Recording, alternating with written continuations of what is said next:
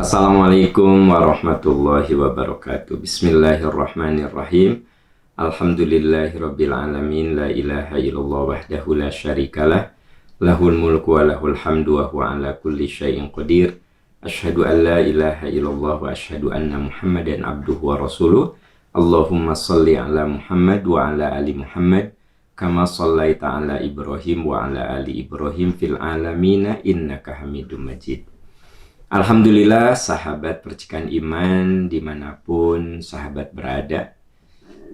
Fisik kita berjauhan, waktu kita boleh jadi berbeda, ya. Sahabat-sahabat yang ada di bagian timur, wilayah timur, ya tentu saja beda dengan saya di sini, ya. Dan apalagi yang ada di luar wilayah Indonesia, ya boleh jadi lebih banyak lagi waktu kita berbeda. Fisik kita berjauhan, tapi semoga sahabat percikan iman dengan niat yang sama, dengan nawaitu yang sama, bahwa kita ingin belajar, ingin sama-sama bareng-bareng mentafakuri ayat-ayat Allah. Semoga nawaitu kita inilah yang akan mempertemukan kita dalam surga Allah nanti. Amin ya rabbal alamin. Sahabat percikan iman, setiap Senin kita membahas buku yang ada di tangan saya. Ini yang disebut dengan Tafsir Al-Hikmah, ya. Tafsir Al-Hikmah ini menelaah surat An-Nas sampai dengan An-Naba. Surat An-Nas sampai dengan surat An-Naba, yang suka disebut dengan juz amma, juz 30. Mengapa kita dahulukan surat-surat yang ada di juz 30? Karena inilah surat-surat yang banyak dihafal dan relatif suratnya pendek-pendek. Sudah begitu, kandungan maknanya banyak berbicara tentang keimanan. Karena ayat-ayat yang turun sebelum Rasulullah hijrah itu banyak berbicara tentang pembinaan iman, akhlak, ya. Nah, hari ini kita sedang membahas atau akan melanjutkan pembahasan surat Abasa. Surat ke-80. Surat ini terdiri dari 42 ayat. Beberapa ayat sudah kita bahas kemarin, ya. Ini bicara tentang dakwah Rasul di depan para pemuka. Dan saat itu ada seorang sahabat bernama Abdullah bin Umi Maktum hadir dalam forum yang sebut sajalah itu forum orang-orang terhormat. Saat itu ada Walid bin Mughirah, yang tentu saja dia adalah tokoh besar yang pengikut-pengikutnya juga tentu orang-orang penting. Saat itu Abdullah bin Umi Maktum, ya, Abdullah bin Umi Maktum mendatangi forum tersebut. Ada ketidaknyamanan pada Rasul karena nawaitu Rasul itu berdakwah di depan para pembesar. Tapi kemudian niat Rasul yang baik, yaitu dakwah di depan para pembesar, dan beliau merasa tidak nyaman dengan kehadiran Abdullah bin Umi Maktum, itu ditegur oleh Allah. Abasa wa tawalla an ja'ahul a'ma. Engkau Muhammad bermuka masam, berpaling karena seorang buta telah datang kepadanya. Wa ma yudrika la'allahu yazzaka. Tahukah engkau, boleh jadi ia ingin menyucikan dirinya dari dosa. Dia lebih bersungguh-sungguh ingin berbuat amal soleh, ingin masuk Islam. Atau sebenarnya orang yang kita anggap sepele itu, dia betul-betul lebih tulus, ya, ingin mendapatkan manfaat. Jadi Allah Subhanahu wa Ta'ala meluruskan bahwa dalam dakwah itu tentu saja kita harus punya strategi dakwah. dakwah di depan para ilmuwan tentu berbeda dengan dakwah di kalangan awam. Ketika kita dakwah di kalangan remaja, generasi milenial, itu kan berbeda dengan dakwah di depan para pensiunan. Jadi teknik itu berbeda-beda, cara itu berbeda-beda, tapi nawaitunya harus sama, bahwa kita ingin menebar kebaikan.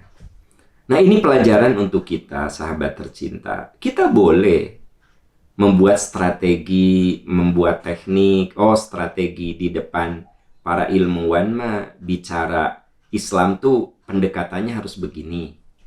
Oh, strategi dakwah di depan generasi milenial mah harus begini. Ya, itu tentu saja bagian dari tuntutan-tuntutan dakwah, ya. Tapi luruskan hati, luruskan niat bahwa kita ingin mengajak kepada kebaikan.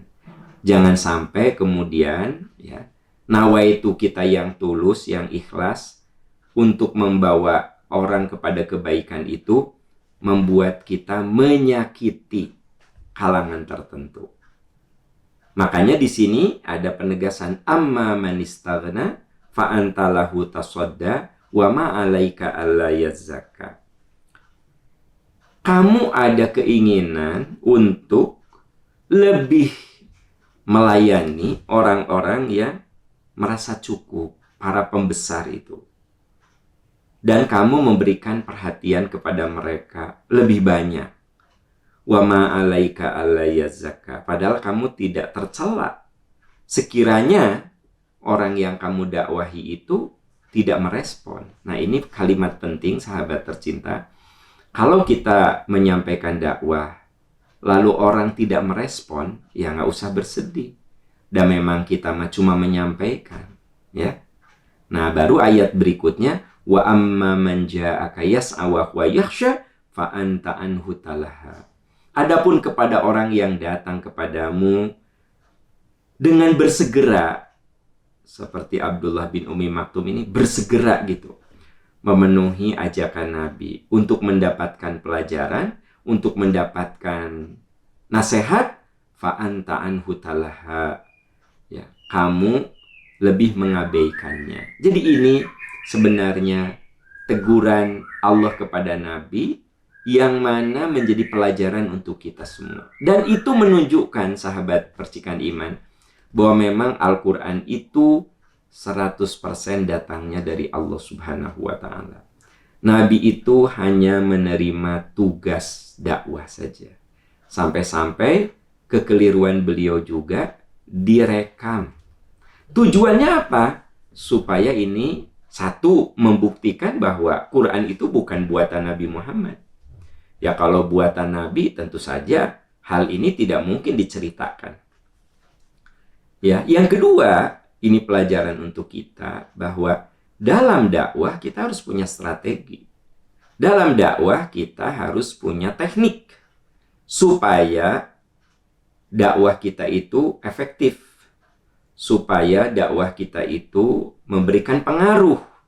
Tapi tetap nawaitu kita adalah menebar kebaikan. Sekiranya orang-orang yang kita ajak itu tidak menghiraukan, sekiranya orang-orang yang menjadi target ajakan kita itu tidak memperdulikan, wa ma 'alaika alla yazzakka. Kamu tidak perlu bersedih, karena kamu itu, kita-kita ini, yang penting sudah menyampaikan. Jadi kalau ibu sudah ngajak suami nggak berubah-ubah, gitu-gitu aja, wa ma 'alaika alla yazzakka.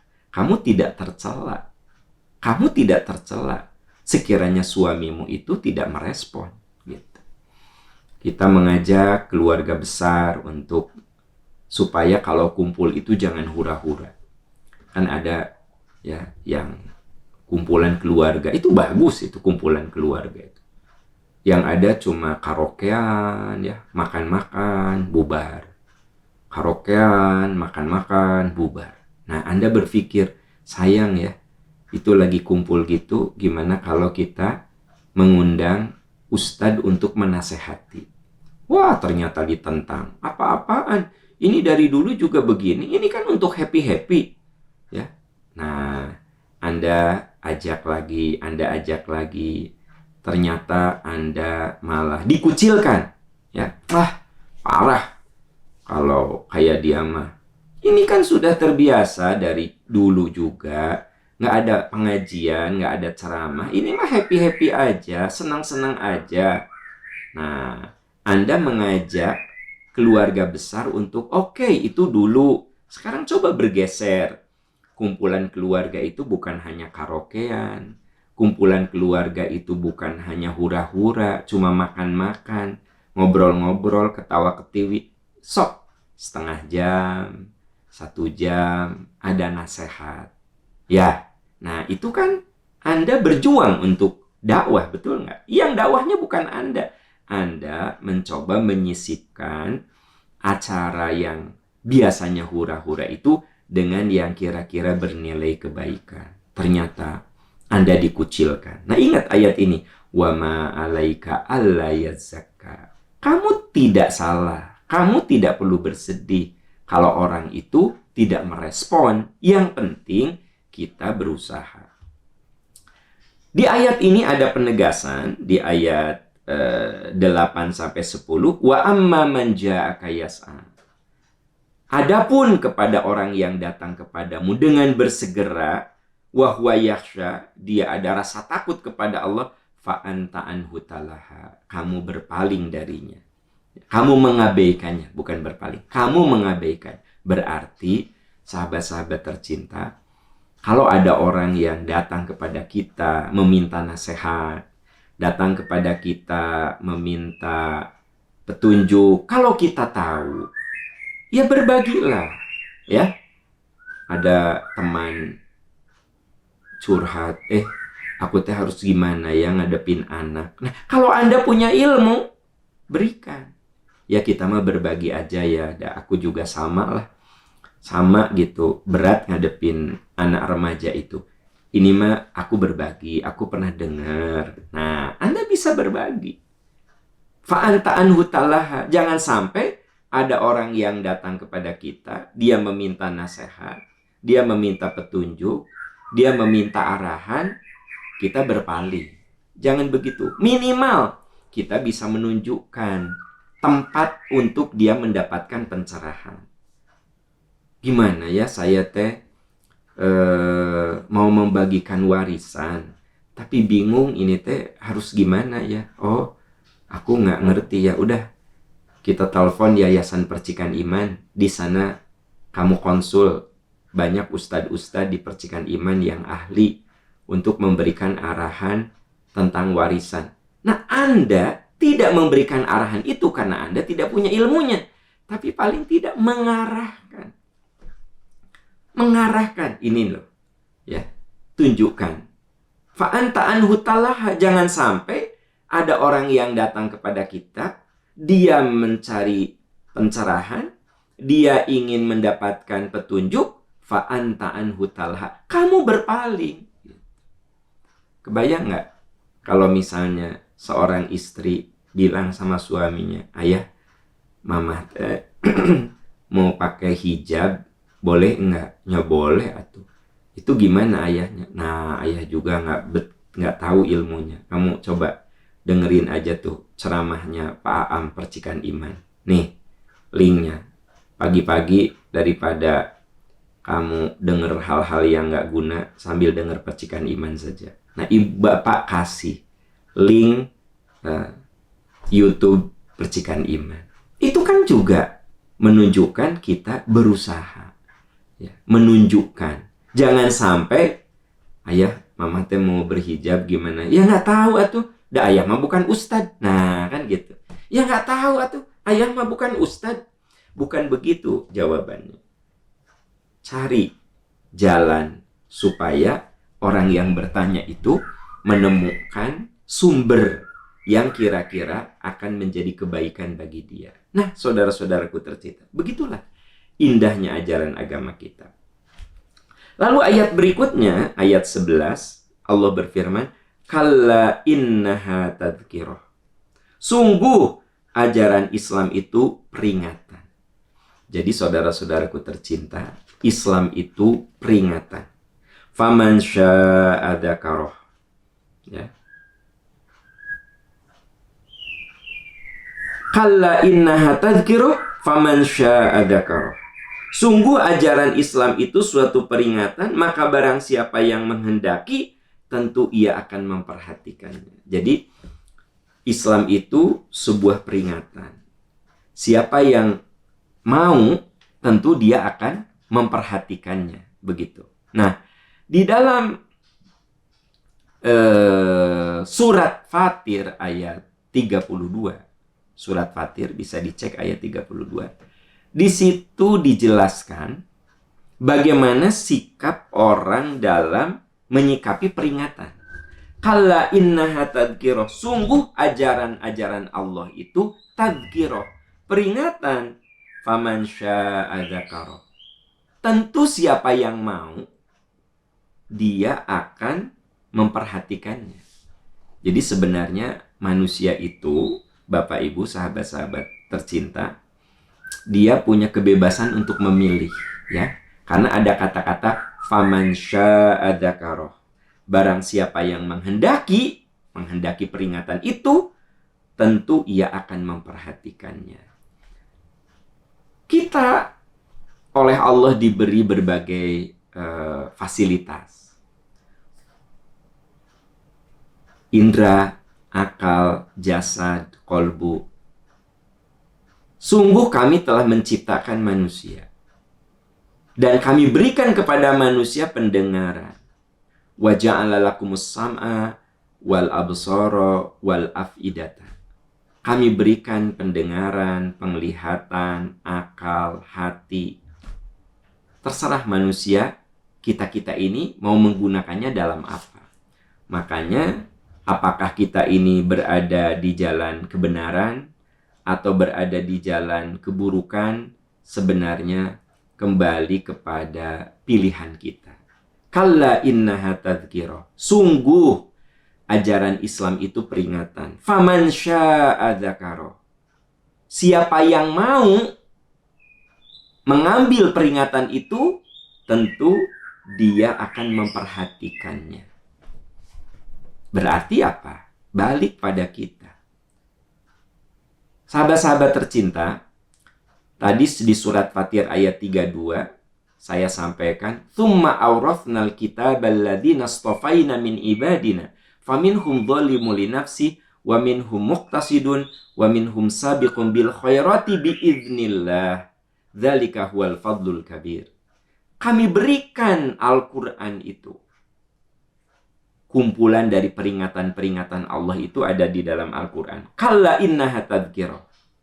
Islam itu di dalamnya berisi peringatan, pencerahan, ya. Faman syaa'a dzakara. Siapa yang mau syaa'a, siapa yang mau, maka tentu dia akan memperhatikan peringatan itu. Nah, di dalam surat Fatir ayat 32, Allah firmankan, kami turunkan Al-Quran, kami turunkan peringatan itu kepada hamba kami, yaitu Nabi SAW. Lalu Nabi menyampaikannya kepada kita, faminhum dzalimun li nafsihi. Di antara manusia ada yang menolak. Wa minhum muqtasid, ada yang menerima, tapi menerima yang pokok-pokoknya saja, minimalis lah. Saum yang wajibnya saja, sholat yang wajibnya saja. Kelompok minimalis. Wa minhum sabiqum bil khairat, dan di antara mereka ada yang berlomba dalam kebaikan dengan izin Allah. Dzalika huwal fadlul kabir. Kalau kita termasuk orang yang berlomba dengan akal, dengan hati, dengan indera, kita berlomba untuk meraih kebaikan itu, meraih pencerahan yang ada dalam Al-Quran, dzalika huwal fadlul kabir. Itulah karunia besar. Itulah karunia besar. Di dalam surat Al-Mulk dikatakan, Qul huwallazi ansha'akum. Allah yang menjadikan kamu. Wa ja'ala lakumus sam'a wal absar wal af'idata qalilan ma tashkurun. Allah berikan kepadamu perangkat-perangkat untuk menerima peringatan, untuk menerima ajaran yang ada di dalam Al-Quran itu. Allah berikan kepada kita perangkat-perangkat itu. Nah, apakah kita mau mengambilnya atau tidak mengambilnya? Balik pada pilihan kita. Karenanya di dalam surat Al-Baqarah 256 Allah firmankan, La ikraha fiddin. Tidak ada paksaan di dalam agama. Qad tabayyana rusydu minal ghayy. Sungguh telah jelas perbedaan antara benar dan yang salah. Jadi, kan ini jalan yang benar, ini jalan yang salah.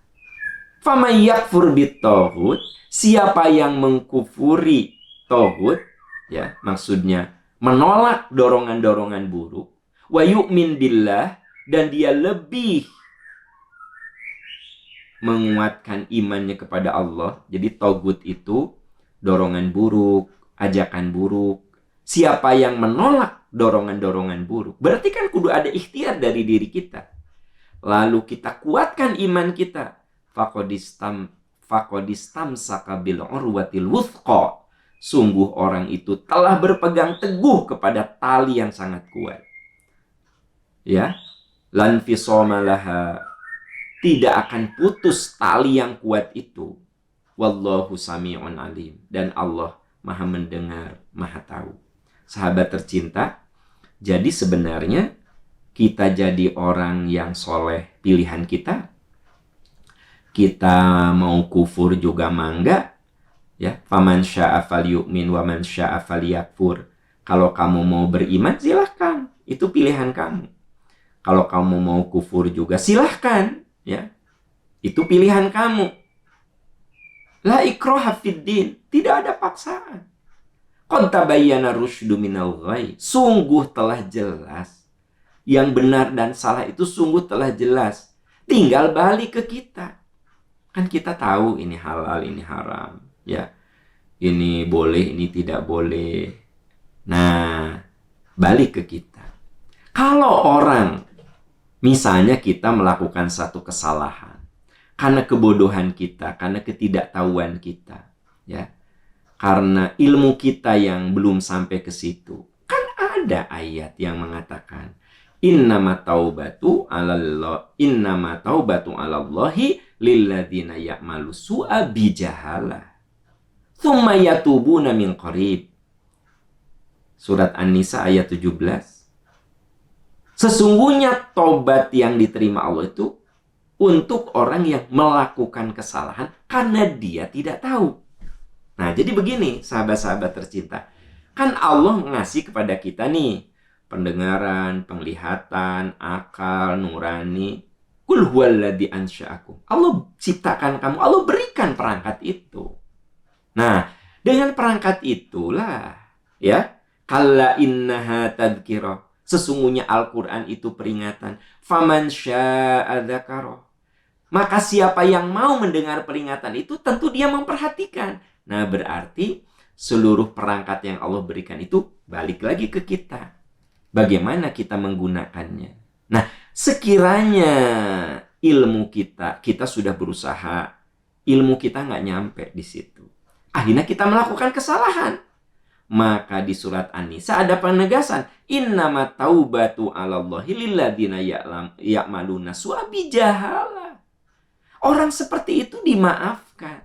Apalagi begitu dia tahu salah, langsung dia bertobat.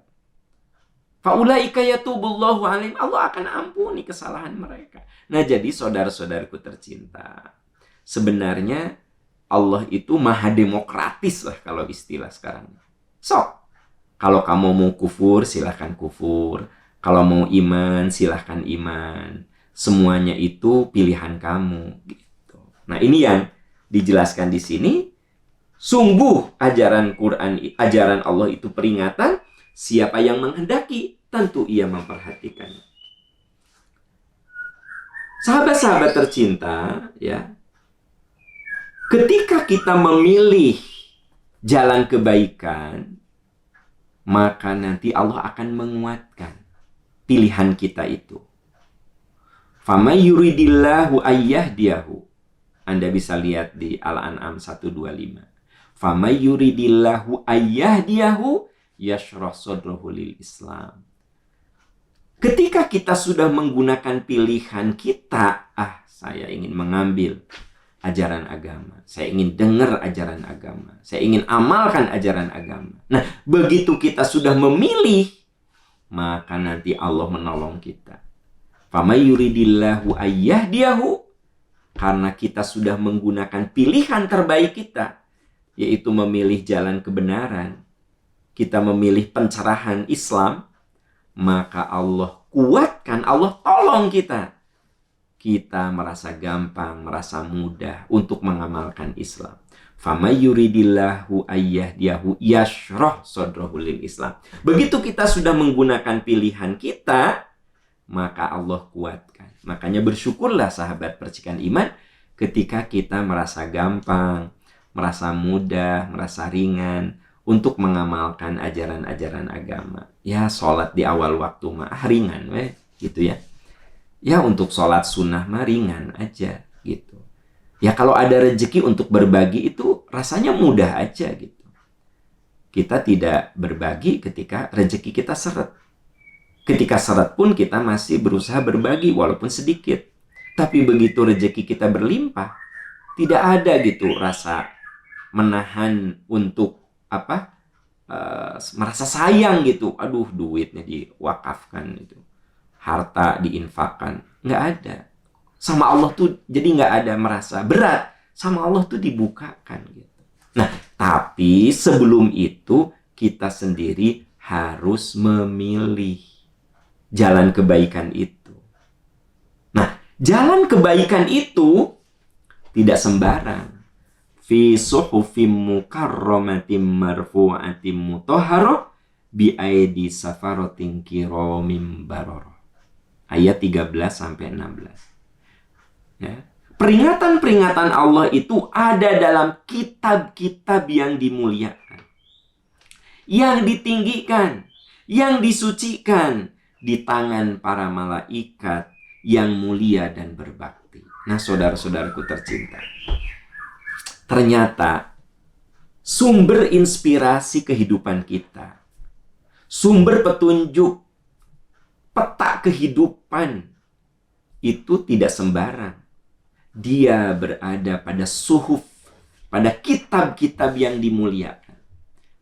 Allah Subhanahu wa Ta'ala sudah menurunkan kitab-kitab sebelum Al-Quran, ya. Karenanya di dalam Al-Baqarah yang pertama kali dibahas itu, coba Anda lihat Al-Baqarah ayat 1-6. Dzalikal kitabu la raiba fihi hudal lil muttaqin.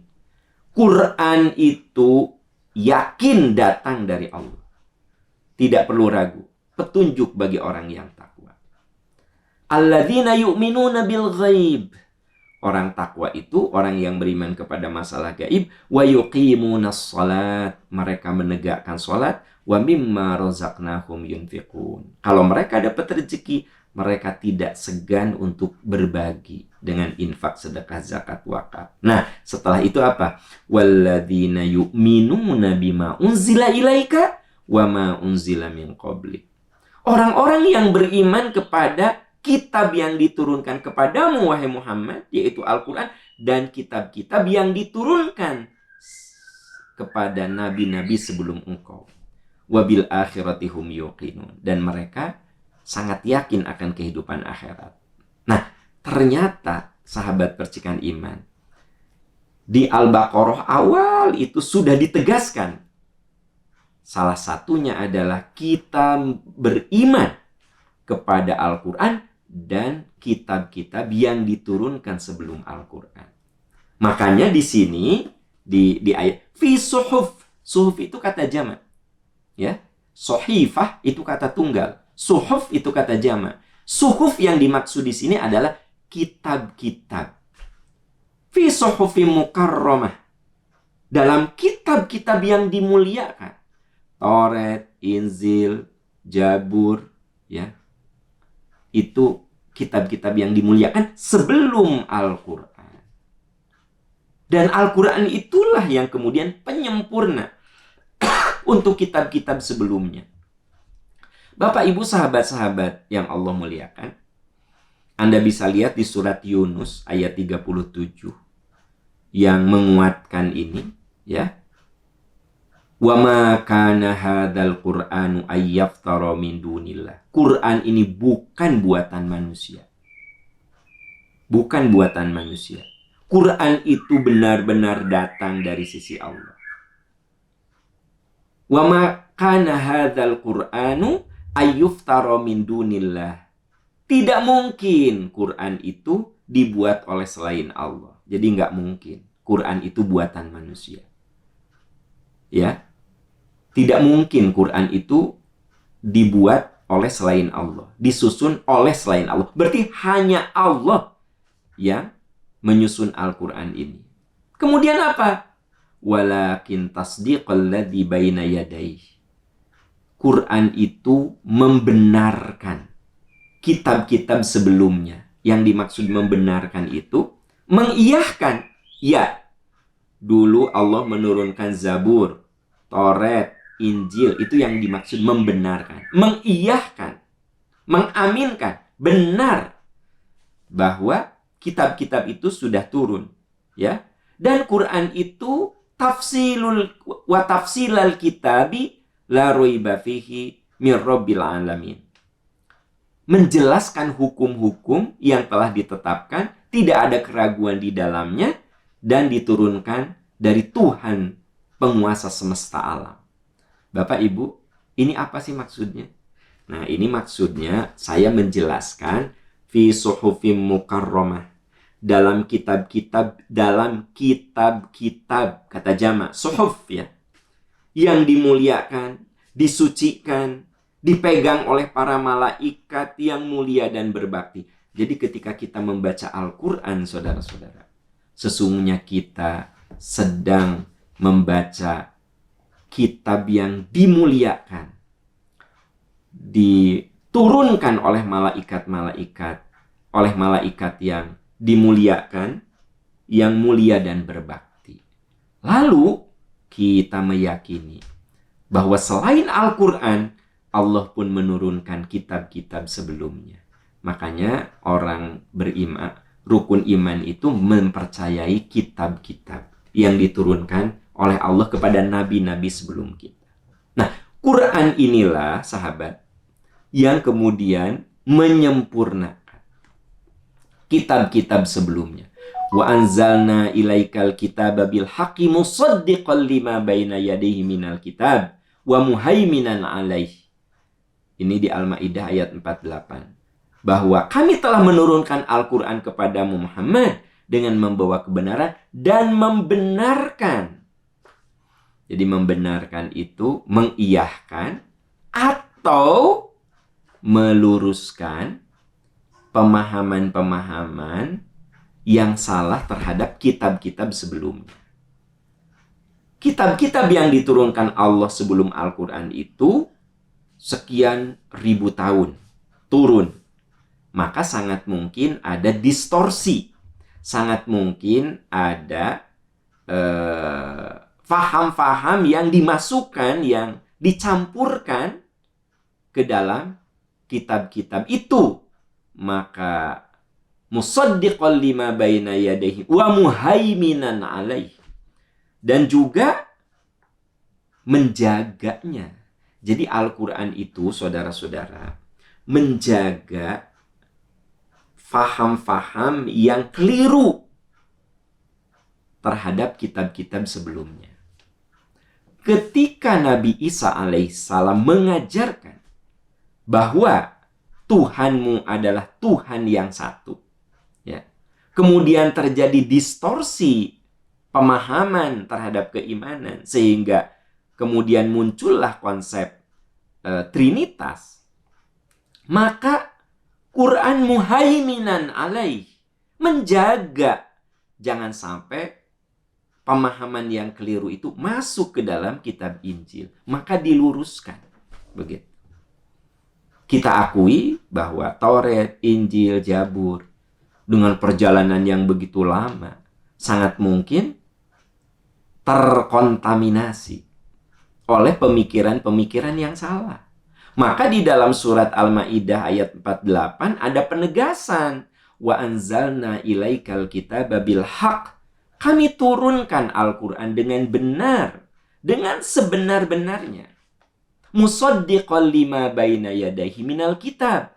Membenarkan, ya, mengakui kitab-kitab sebelum Al-Quran. Tapi kemudian wa muhaiminan alaih, dan menjaganya. Apa yang dimaksud muhaiminan alaih? Menjaga agar pemahaman terhadap kitab-kitab itu tidak salah. Maka Al-Quranlah sebagai yang meluruskan kekeliruan-kekeliruan itu. Ya. Di dalam Zabur, Toret dijelaskan bahwa Allah itu tidak punya anak. Tapi kemudian kaum Yahudi mengatakan Allah itu punya anak, yaitu malaikat. Mereka kan berkeyakinan Tuhan itu katanya punya anak, yaitu malaikat. Itu tidak dijelaskan. Tidak ada penjelasan seperti itu di Zabur dan Toret. Ya. Di Zabur dan Toret itu mengajarkan tiada Tuhan kecuali Allah. Wa ma arsalna min qablika min rasulin illa nuhi ilaihi annahu la ilaha illa ana. Kami jelaskan kepada nabi-nabi sebelum engkau Muhammad, ya, bahwa tiada Tuhan kecuali aku.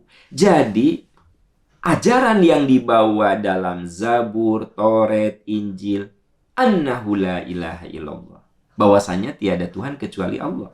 Tapi kemudian terjadilah pemahaman-pemahaman yang keliru. Orang Yahudi dalam Toretnya diyakini, kata mereka, bahwa Tuhan itu punya anak, yaitu malaikat. Ya. Jadi mereka beranggapan malaikat itu anak Tuhan. Kemudian turunlah kitab Injil. Kitab Injil mengatakan bahwa Tuhanmu adalah Tuhan yang satu. Beribadahlah kepada Tuhanmu, kata Nabi Isa. Bukan kepadaku. Tapi kemudian terjadi distorsi. Terjadi kontaminasi terhadap ajaran itu. Keluarlah konsep Trinitas. Maka muhaiminan alai, diluruskan. Qul huwallahu ahad, Allahu samad, lam yalid wa lam yulad. Jadi kita mengakui kitab-kitab sebelum Al-Quran, tetapi mengakui keberadaannya, tetapi kita mengakui bahwa kitab-kitab itu, kalaupun sekarang ada, sudah tidak asli lagi. Sudah mengalami distorsi, sudah mengalami penyimpangan-penyimpangan. Maka kita pegang Al-Quran, dan Quran itu muhaiminan alaihi, menjaga, meluruskan, mengoreksi kekeliruan-kekeliruan yang diyakini salah oleh para pengikut kitab-kitab tersebut. Kitab-kitabnya diakui. Ya. Musaddiqal lima baina yadai, diakui. Kita kudu iman pada Zabur, Toret, kudu iman, wajib iman bahwa Allah sudah menurunkan kitab-kitab itu fi suhufim mukarramatim marfu'atim mutahharoh bi aidi safarotin kiramim baror. Kitab-kitab itu, Zabur, Toret, Injil, Al-Quran, itu adalah kitab-kitab yang dimuliakan. Kitab-kitab yang dimuliakan, yang ditinggikan. Nah, itu luar biasa sekali, teman-teman. Bukan hanya dimuliakan, marfu'atim mutahharoh, ditinggikan dan disucikan. Itu kan kalau dalam bahasa itu penguat. Sebenarnya cukup dengan kitab-kitab yang dimuliakan. Cukup kan? Tapi kemudian dikuatkan lagi, ini namanya taukid, ya. Dikuatkan lagi, marfu'atim mutahharoh, ditinggikan, disucikan. Dikuatkan lagi, bi'aidi safaroh, di tangan para malaikat, kiramim baroroh, yang mulia dan berbakti. Nah, jadi saudara-saudaraku tercinta, saya tegaskan, kita umat Islam wajib mengakui suhuf, kitab-kitab sebelum Al-Quran. Zabur, Toret, Injil. Kita yakini. Tapi sekiranya Zabur, Toret, Injil yang masih ada, maka muhaiminan alaih. Ada beberapa yang diluruskan. Kita terima, kita yakini kitab-kitab itu bagian dari rukun iman kita, tapi muhaiminan alaih. Quran itu menjaga kitab-kitab tersebut dari pemahaman-pemahaman yang salah. Karenanya, yang kita pegang sekarang adalah Al-Quran, sebab seluruh kitab-kitab sebelum Al-Quran itu pasti senada dengan muhaiminan. Quran yang mengoreksi, yang meluruskan kekeliruan-kekeliruan itu. Fahkum bainahum bima anzalallah. Maka tegakkanlah hukum Allah. Ya. Wala tattabi ahwa'ahum. Jangan mengikuti hawa nafsu.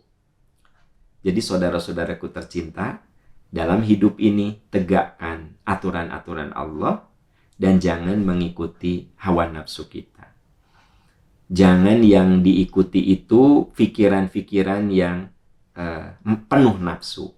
Tetapi ikuti saja petunjuk-petunjuk yang ada di dalam kitab suci Al-Quran. Nah, saudara-saudaraku tercinta, itu yang dijelaskan hari ini. Saya membahas ayat 9 sampai dengan ayat 16 dari surat Abasa, ya.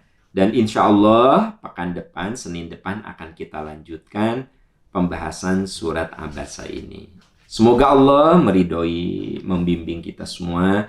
Semoga anak cucu kita, keturunan kita menjadi pecinta-pecinta Al-Quran, pengamal Al-Quran, pendakwah Al-Quran. Kita semua bermohon, saya, Bapak, Ibu, sahabat-sahabat tercinta, menjadi orang-orang yang mencintai Al-Quran, mengimani Al-Quran, mencintai Al-Quran, mengamalkan Al-Quran, dan mendakwahkan Al-Quran. Karena itulah kewajiban kita terhadap Al-Quran. Al-imanu bil-Quran. Mengimaninya. Lalu apa? Kita ta'allumul Quran. Pelajari sebagai bentuk kecintaan kita kepada Al-Quran. Lalu apa? Tatbiq. Mengamalkannya. Lalu apa? Ad-da'watu ilallah. Kita menyampaikan ajaran-ajaran Al-Quran kepada siapapun. Semoga dengan begitu kita semua mendapatkan rahmat dan keberkahan. Sahabat yang Allah muliakan, sahabat yang Allah cintai, demikian yang bisa saya bahas. Subhanaka Allahumma wa bihamdika, asyhadu an la ilaha illa anta astaghfiruka wa atubu ilaik. Walhamdulillahi rabbil alamin. Wassalamualaikum warahmatullahi wabarakatuh.